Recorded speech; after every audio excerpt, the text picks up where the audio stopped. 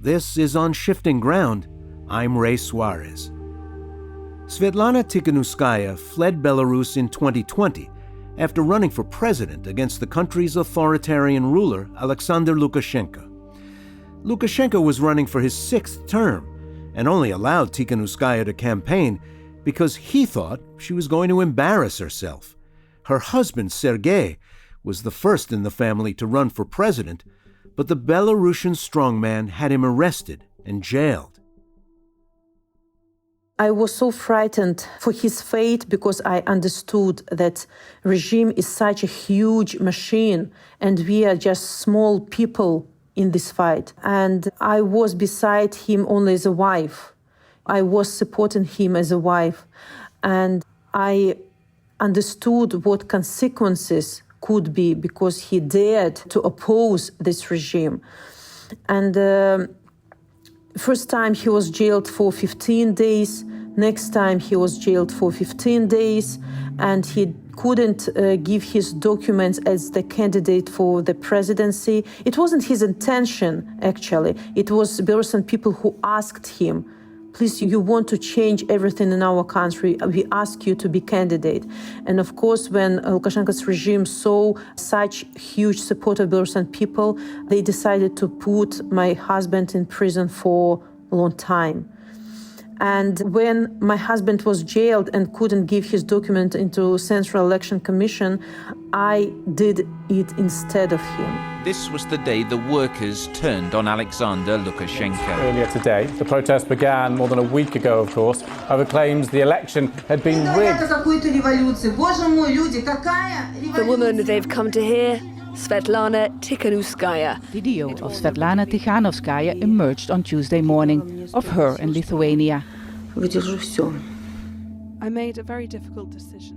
It's a decision I made. Lukashenko never expected Sviatlana, a schoolteacher and housewife, to galvanize mass popular support and unite the opposition against him. Last year, Tsikhanouskaya was forced into exile with her 2 young children. And on March 6, 2023, she was tried in absentia and sentenced to 15 years in prison for her pro-democracy activity. We spoke with Tsikhanouskaya last March about her country's fight for democracy. With Belarus's neighbors, Ukraine and Russia, still at war, we're revisiting the conversation now to understand how women might light a new path of leadership in Belarus and why there's still more work to do following the country's struggle against its strongman. I want to know the conversation that you had with your husband, where it was decided that you were going to run in his place. What was that conversation like? Was he as scared for you as you were for him when he first started to run? Look, we didn't have any kind of such conversations because he was in jail. His documents were not accepted and didn't have opportunity to get any advice from anybody. I was just usual housewife. I was bringing up my children. But I wanted to show to my husband, first of all, that I'm supporting him, that I love him, and that I will be with him till the end. And I gave my documents instead of him. And when he was released, he was surprised that I did this, because I was so far away from all this political situation. And of course, he was proud of this act, but we didn't have any communication before this decision. Okay, so he is in custody. You are now running for president. Did there come a time in the campaign where you actually started to think, I might win, I could win? You know, when I started my campaign and I was joined by 2 other wonderful women who represented 2 other candidates, one of which also was put in jail, the other had to flee the country because of repressions. There were 3 women who started to go from city to city with our pre-election campaign. I was the only candidate, but they were my comrades. And when we saw how many people came to our rallies, how many people sent words of support to us, how many people wanted to vote for better future in our country, it was real belief that we will manage, that we will be able to prove that our country needs better management, that our people deserve better future. And we launched a lot of initiatives, one of which was alternative counting, because of course we knew that elections will be fraudulent. Nobody never in Belarus counted fair and honest, but now we had proofs that Lukashenko lost this election. And after fraudulent elections, hundreds of thousands of people went to the streets to say no to this fraudulent election, and the hell started in our country because Lukashenko knew that he lost, but he wanted to keep his power. And he knew that the only thing he can do is to beat people, to use repressions, to use tortures, to show people their place. But it was unbelievable that such a huge quantity of Belarusians managed to overcome their fears and go for rallies every weekend to show resistance. And of course, Belarusian OMON and Gubopi KGB people detained more and more people, and they used their power, the cruelty to silence people. Our workers, maybe first time in our history, went for strikes. You know, of course, repressive machine is so huge and people were not prepared for such cruel answer from the regime. And step by step, regime managed to suppress our uprising. And of course, one of important factor that helped Lukashenko to keep his power is support of Kremlin. We'll get to that. Your husband is still in prison. Instead of joining him there, you decided to leave the country. Was that a difficult decision to make? Can you still lead the Belarusian opposition from outside the country? At that moment, it was a very difficult decision because I understood that I have to be with people. I have to fight with them. But maybe at that moment, my inner mother won, because I understood that my husband is in jail. I have 2 children and one child is with special needs, and I have to take care of them. And I fled the country, and I managed to unite people around myself. And we managed to build a structure in exile that is supporting to Lukashenko's regime for a year and a half already. And we didn't increase this pressure. And Lukashenko didn't manage to persuade people in Belarus that he's a leader, that he is the same strong person that he used to be for all these 27 years. He didn't manage with the help of violence and tortures to make people love him again or like him again. And now we built wonderful relationship with democratic countries that have been lost for Lukashenko's presidency. We managed to build a lot of initiatives inside the country who are still now, even under such a huge level of repressions, continuing underground fight. Do you remember when you first heard about Russia's invasion of Ukraine and what your reaction was? Of course, we saw all these so-called military drills in Belarus. We saw the concentrations of Russian military troops on the Russian-Ukrainian borders. But we were all so sure that it's only for demoralizing, for destabilization of Ukrainian people, of democratic world. I couldn't believe that it would happen. On the 24th of February, I was with official visit in France. And I remember at 4 o'clock in the morning, my phone rang and a person told me, like my advisor told me, war started. And the world changed forever at that moment. I woke up, you really don't know what to do because it's unbelievable. We still remember all the losses our countries had after World War II, all those sufferings. And I was sure that history taught us it couldn't be repeated in our future. Maybe now looking back, maybe everything was evident, but we blocked this information that the war could happen because we couldn't believe in this. And of course, I was shocked. We started immediately to consultate with other representatives of democratic forces. What should be done? How can we help? We started to communicate with our Ukrainian diaspora. What should be done there to help people? The situation was changing every day, and everybody watched how the situation was developing. During all this year and a half, we managed to build a lot of organizations who helped political prisoners, who helped people in Belarus. All our media that have been ruined, alternative media have been ruined in Belarus. All the NGOs have been ruined for this year and a half fight. And all these organizations immediately oriented their activity to help Ukraine. Our media showed the truth about the situation. Our volunteers started to organize help for Ukrainian refugees. Our funds that have been collecting money for political prisoners started to collect money for Ukrainian people. Our men, Belarusian men, started to organize their own, course to go to Ukraine and to fight there with Ukrainian military forces. It's interesting that you should mention that, because there's also talk that on the other side of the border, Lukashenko's Belarusian army is going to be pulled into this war. Are you afraid of that? We understood that there are a lot of military troops on the territory of Belarus.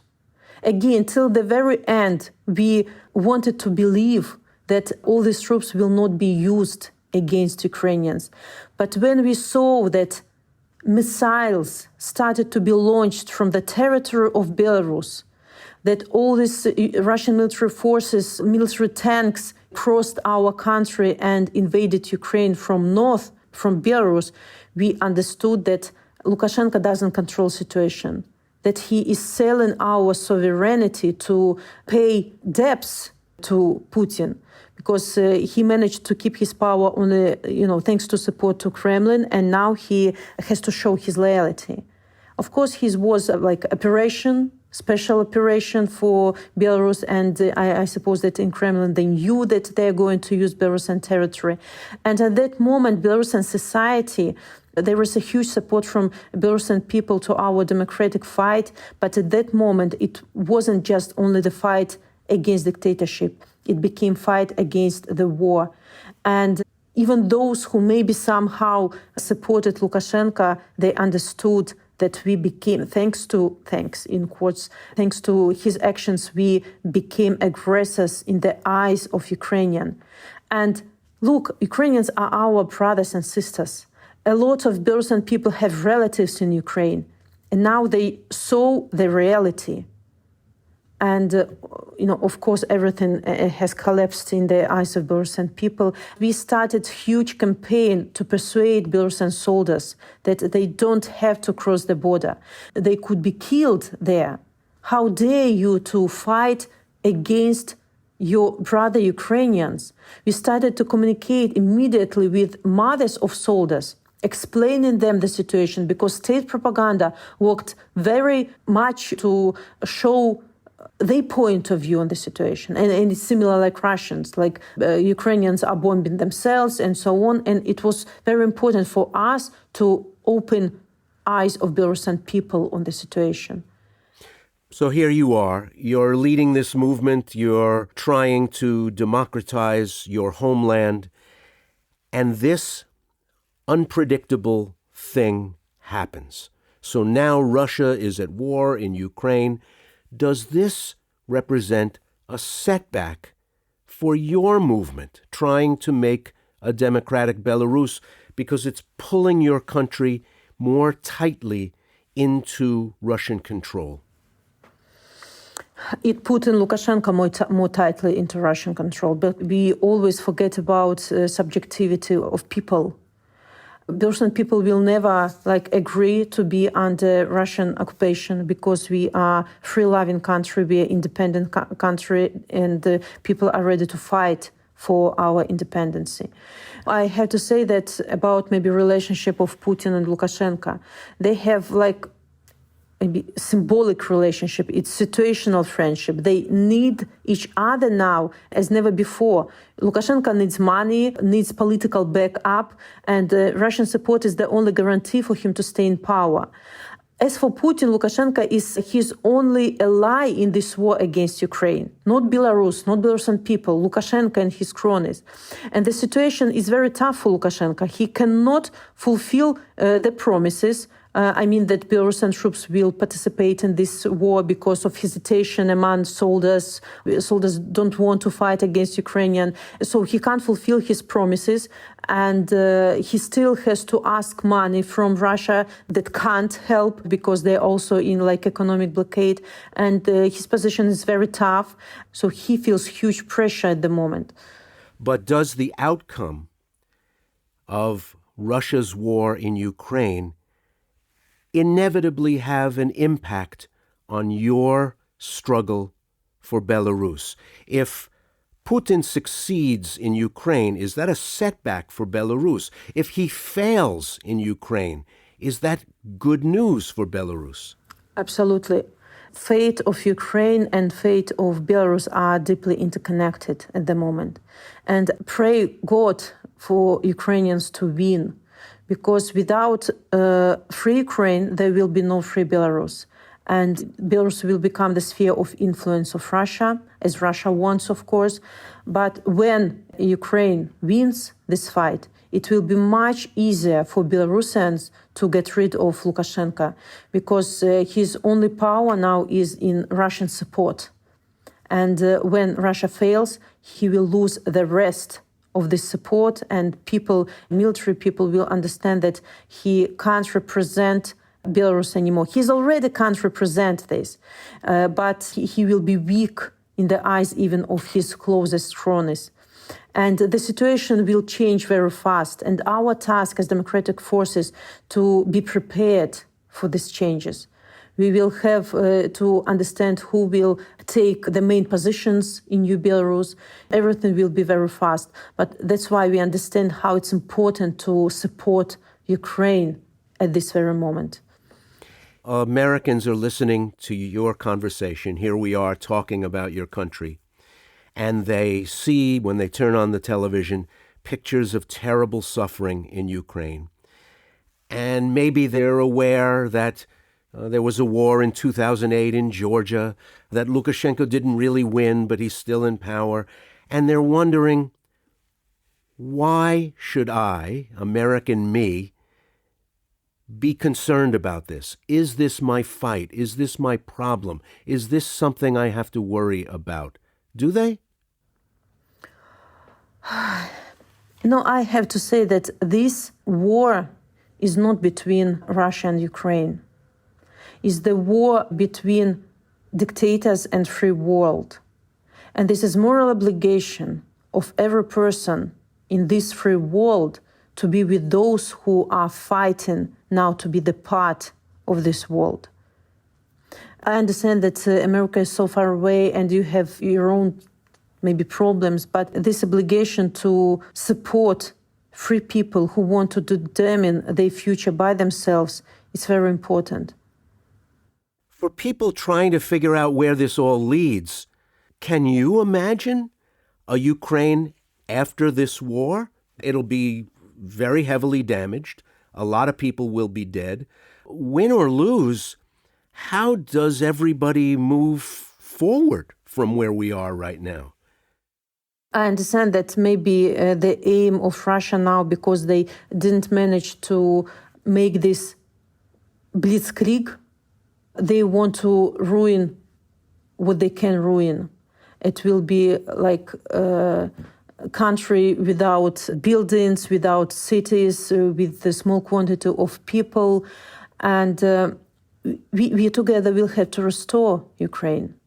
We can't allow Ukraine to be abandoned. And this is understandable for free people, for free democratic people, what values mean. They are fighting for their values. They are not fighting for separate Ukrainian people or for this piece of land. But they understand the courage of Ukrainians. They just can't be aside because they understand what free world means. Is that true of Belarus too? Are these destinies, is this future connected? Are the futures of Ukraine and Belarus tied together? Absolutely. I say if Ukraine loses, I don't want to believe in this because I see every day the courage of Ukrainian people. I see how all the countries united to support Ukraine in this war.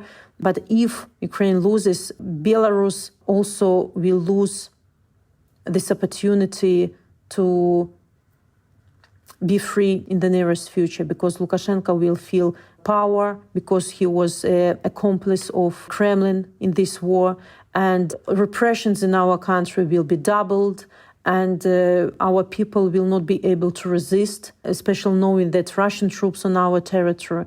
Of course, if Ukraine loses, our beloved who are in prisons now, who are sentenced to 18, 11, 14 years in jail, will spend all those years behind the bars. Of course, even if it happens, Belarusian people will continue their resistance. And even Ukrainians will continue their resistance if military troops will be on their land. So it will not be a land of stability. I can hear your concern as a political leader, as a leader of a movement. What about as a wife? Is your husband's fate to some degree attached to the outcome of these events in Minsk, in Moscow, in Kiev? Yeah, absolutely. What I'm speaking about is that if you all together will not be able to help Ukrainian. My husband, who was sentenced to 18 years in jail for his opposing, could spend these years behind the bars. And I understand that my children will grow up without attention of their daddy, without love of their daddy. You know, of course, the situation could change in the future, of course. But every day when I look into eyes of my children, when I have to answer their questions, when am I going to see my daddy, I understand that I have to be strong, that I have to fight, and that we, from our Belarusian side, have to do everything possible to help Ukraine. Because I have to admit that because of the situation in Ukraine, I understand, of course, it's important, but Belarus sometimes it's forgotten. Our political prisoners are forgotten. And we have to keep Belarus on agenda. We have not to forget that Lukashenko shares the full responsibility for this dragging our country into this war. And we are asking for the same response that democratic world shows to Russia. The same response should be shown to Belarusian regime, not to the people, but to Belarusian regime. So on the one hand, all the possible pressure had to be imposed on a dictatorship, and the maximum possible assistance has to be given to Belarusian people. Sviatlana Tsikhanouskaya, thank you very much. Thank you.